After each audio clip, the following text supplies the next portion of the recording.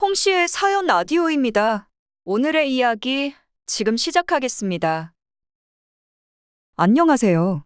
결혼 2년 만에 이혼을 전제로 별거 중에 있습니다.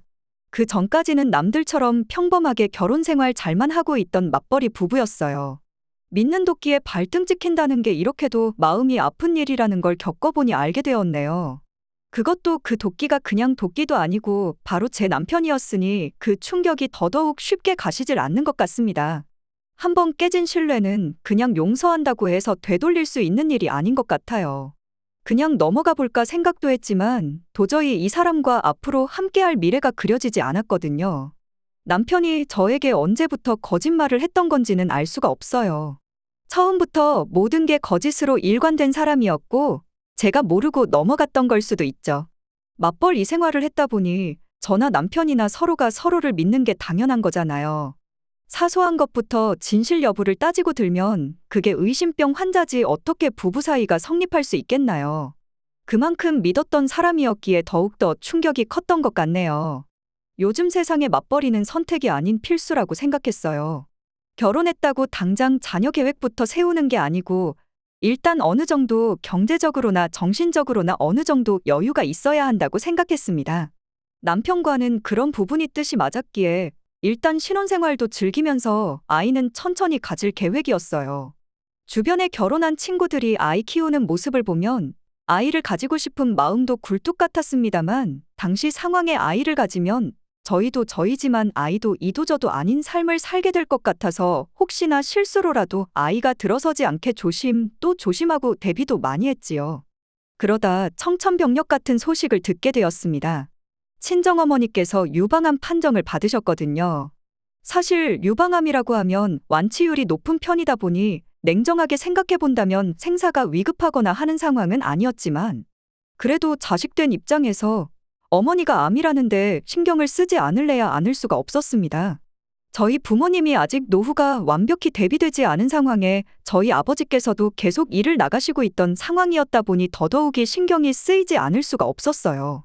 그런데 남편 반응이 저를 섭섭하게 만들었죠. 아무리 처가 식구라고는 해도 그래도 아내의 하나뿐인 엄마인데 걱정하는 척이라도 했어야 하는 거 아닌가 싶더라고요. 어머니가 병원에서 암 진단을 받고 온 날에 저한테 연락을 하셨어요. 병원에서도 수술받고 항암 치료 받으면 완치된다고 하고 예후도 좋은 편이라 걱정 말라고 했다며 덤덤하게 그 소식을 전해주셨었죠. 엄마가 암이라니 회사 일도 손에 안 잡히고 하루 종일 머릿속이 복잡했어요. 검색해보니 어머니가 했던 말 그대로 예후도 좋고 완치율도 높지만 성장 속도가 느린 암이라 10년 뒤에 전이 되거나 재발될 수도 있다는 말이 적혀 있어서 더더욱이 신경 쓰였습니다. 퇴근하고 집에 와서 남편과 이 이야기를 나눴는데 엄마가 암이라는 소리를 하는 데만 해도 눈물이 절로 나는 상황인데 남편은 대수롭지 않게 핸드폰으로 유방암이라고 띡 세 글자 검색만 하고는 별거 아니네 하고 반응을 하더라고요. 이미 저희 어머니도 병원에서 들은 말이고 저도 검색해서 다 알고 있는 내용이긴 하지만 같은 말을 해도 더 좋게 말할 방법이 있잖아요. 너무 걱정하지 말라던가 아니 적어도 수술 날짜가 언제냐고 우리가 그날 같이 가봐야 하는 거 아니냐고 물어라도 봤으면 몰라요. 별거 아니라고 하더니 저녁이나 먹자며 치킨이 땡긴다고 요 앞에 편의점 가서 맥주 좀 사오겠다고 하는데 정말 너무 섭섭하더라고요. 그 와중에 내가 치킨이 넘어가게 했냐고 한마디 했더니 그럼 자기 혼자 먹겠다며 기어이 지 발로 걸어나가서 맥주를 사오는데 정말이지 너무 서운했습니다. 결국 남편은 어머니 수술 날짜가 언제인지는 물어보지도 않았어요. 수술 당일날에는 아버지랑 제 동생이 어머니 곁을 지켰고 퇴근 후에는 제가 어머니 곁을 지켰습니다. 그렇게 수술하고 3일이 지나가는 날이었어요. 그날은 낮 동안은 동생이 어머니 곁을 지켰고 아버지께서 저녁 내내 같이 계시겠다고 저보고는 피곤할 텐데 집에 일찍 들어가 보라고 해주신 덕분에 퇴근 후에 집에 돌아가게 되었습니다. 오랜만에 제 시간에 집에 온 저를 보고 남편이 한다는 소리가 아주 가관이었어요. 오늘은 일찍 왔다며 배달 음식 시켜 먹는 것도 질렸다며 돼지고기 좀 사다가 김치찌개 좀 시원하게 끓여달라는 소리를 하더군요. 너무 열이 받아서 남편 뺨따귀를 한 대 후려 갈겼어요. 어떻게 사위라는 놈이 장모님이 수술해서 입원해 있는데 한 번을 찾아올 생각을 안 하냐고, 그리고 그 와중에 나한테 김치찌개를 끓여달라는 소리를 할 수가 있냐고 한마디 했죠.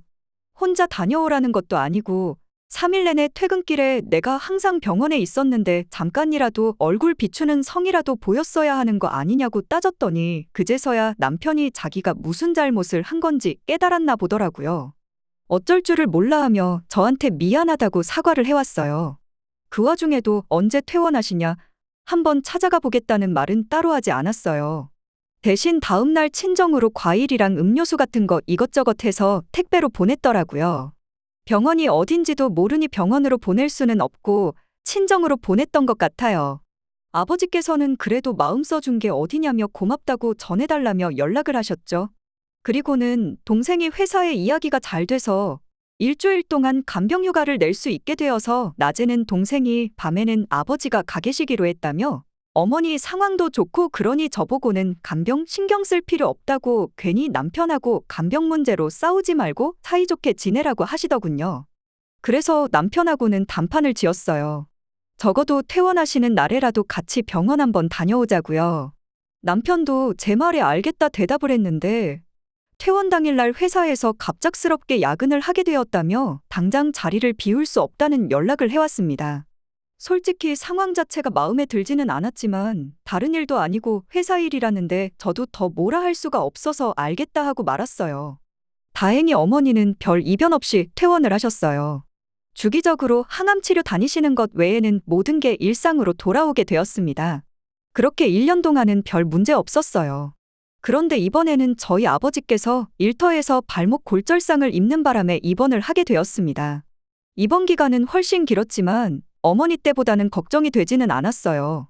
다른 데도 아니고 발목이다 보니 입원 기간 대부분을 누워 계셨어야 했는데 그 때문에 간병인이 필요한 상황이긴 했죠.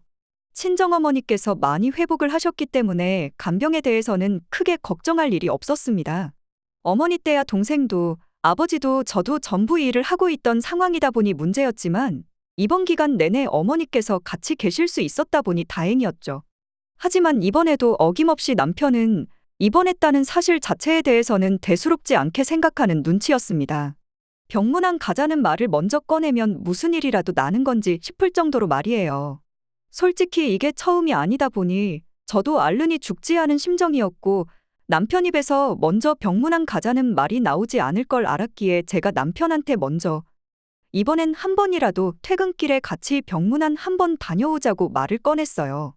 남편도 흔쾌히 알겠다고 대답을 했고요. 알겠다고 하는 걸 보니 아직도 이런 세세한 부분은 신경을 못 쓰는 사람이구나 싶었는데 막상 이야기 꺼낸 다음 날부터 남편이 매일같이 회사에 야근이 생겼다며 차일피일 미루기 시작했습니다. 저도 직장 생활하고 있고 회사 다니다 보면 예상치 못한 야근이 생길 수 있다는 점은 충분히 이해할 수 있습니다. 하지만 어머니 때부터 병문안만 가자고 하면 야근이 생기니 저도 괜히 의심이 가기 시작했어요. 남편의 야근은 그 다음 날도 또 다음 날도 이어졌고요. 결혼 생활 시작한 이래로, 아니 연애할 때부터 남편이 회사에서 야근하는 날은 거의 손에 꼽을 정도였거든요. 그런데 이번엔 하루도 아니고 며칠 동안 연속적으로 야근을 하고 있으니 그 상황이 더더욱 의심이 가지 않을 수가 없었어요.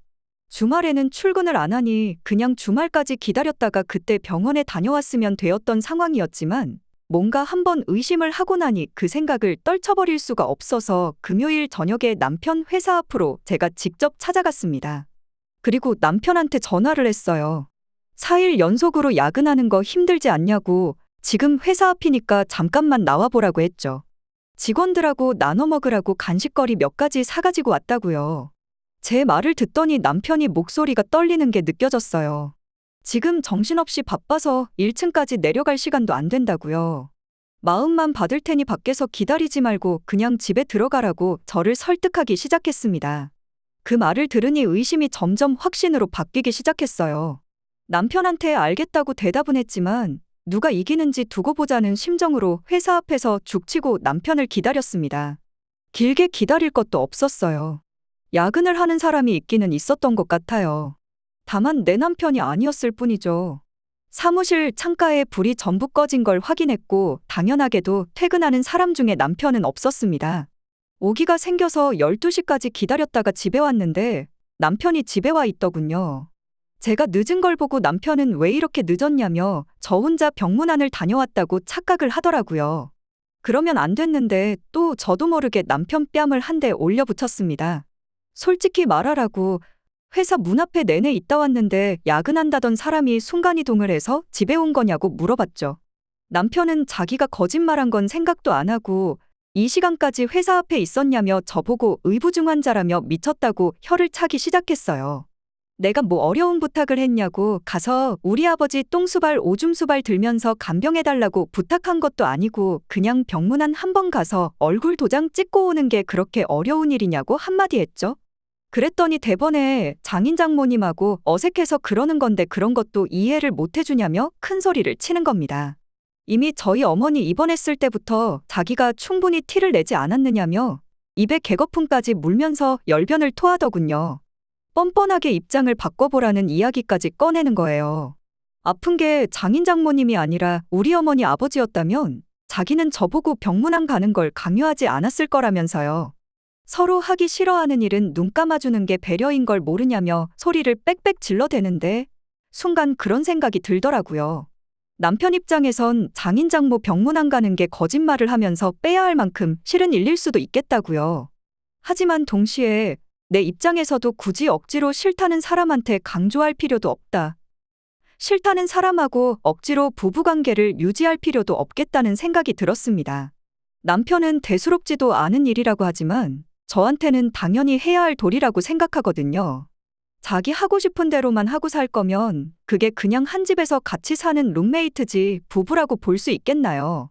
막말로 시부모님이 아직 아픈 적이 없어서 그렇지 그때 가선 또 어떻게 나올지도 모르겠고요.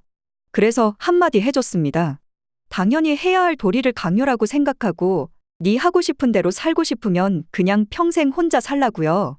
그랬더니 뭘 그런 걸 가지고 이혼 이야기를 꺼내냐면서 자기 잘못한 건 생각 안 하고 저보고 삐져서 이혼 이야기 꺼내는 게 정상이냐고 열을 내기 시작했습니다. 글쎄요. 그때 남편이 말했던 대로 장인 장모님하고 불편해서 병문안 가기 싫었다 그 한마디 하고 미안하다는 사과 한마디만 추가했으면 결과가 어떻게 되었을지 모르겠네요. 하지만 저한테 거짓말까지 해가면서 변명도 아니고 되려 저한테 화를 내고 있는 남편을 보니 제 입에서 나온 이혼 이야기지만 이게 절대 홧김에 나왔다는 생각이 들지 않았어요. 당신한테는 그저 거짓말 한번 재수없게 들킨 것 같아 억울할지도 모르겠지만 나는 아니라고. 이미 우리 엄마 퇴원날 했던 말도 거짓말을 했던 걸로밖에 생각이 들지 않는데 내가 앞으로 당신의 어디를 보고 신뢰를 할 수 있겠냐. 다른 사람도 아니고 남편이 하는 말을 믿지 못하고 살게 될 텐데 나는 그렇게 하기 싫으니 이혼하자고 다시 제 의견을 전했습니다. 남편은 마지막까지 너는 뭐 평생 거짓말 안 하고 살 수 있겠냐.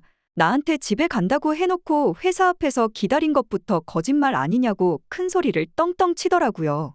더 이야기해봐야 끝마무리만 안 좋겠다 싶어서 그냥 그 길로 짐 챙겨서 친정으로 향했어요. 병원에 계시는 어머니한테 이래저래 해서 이혼할 예정이라고 전했습니다. 안 그래도 몸 상태도 그렇고 밤새 아버지 간병까지 하고 있는 어머니께 신경 쓸 일을 만들어주고 싶지는 않았지만 달리 방법이 없었어요. 다행히도 저희 친정 부모님께서는 제가 스트레스 받는 게 더 속상하니 제가 원하는 대로 하라며 저를 지지해 주셨죠. 남편보다 시부모님한테 먼저 연락이 왔어요. 난데없이 이혼이 무슨 이야기냐며 저한테 자초지종을 물으셨죠. 어머니 아플 때부터 이야기를 전해줬더니 시부모님도 암만 자기 아들이라지만 아들 편을 들지 못하더군요. 정작 당사자는 사과를 안 하는데 시부모님이 대신해서 미안하다 사과한다고 해서 이 이혼을 철회할 생각은 추호도 없다고 했습니다. 그제서야 시부모님이 부랴부랴 남편 끌고 친정집까지 찾아왔어요. 남편도 그제서야 저한테 미안하다 사과를 했고 당장 내일이라도 장인어른 병문안을 가겠다고 하더군요. 남편 면전에다 대고 이제 와서 그렇게 나오기엔 너무나도 늦어버린 거 모르냐고 이번 달까지 협의 안 해주면 변호사를 선임하겠다 한마디 해줬습니다. 이렇게 이혼녀 딱지를 달고 평생을 살게 되는 걸 후회할 날이 올 수도 있겠죠. 하지만 그렇다고 해서 억지로 이 결혼 생활을 이어나가는 것보다는 훨씬 낫다고 생각합니다. 신뢰가 사라진 사람과 어떻게 좋은 미래를 그리겠어요. 아이가 생기기 전에 이혼하게 된 게 천만 다행이라고 생각합니다. 오늘의 이야기는 여기까지입니다. 이렇게 찾아주셔서 정말 감사합니다. 다음에도 더 좋고 더 통쾌한 사연으로 찾아뵙겠습니다.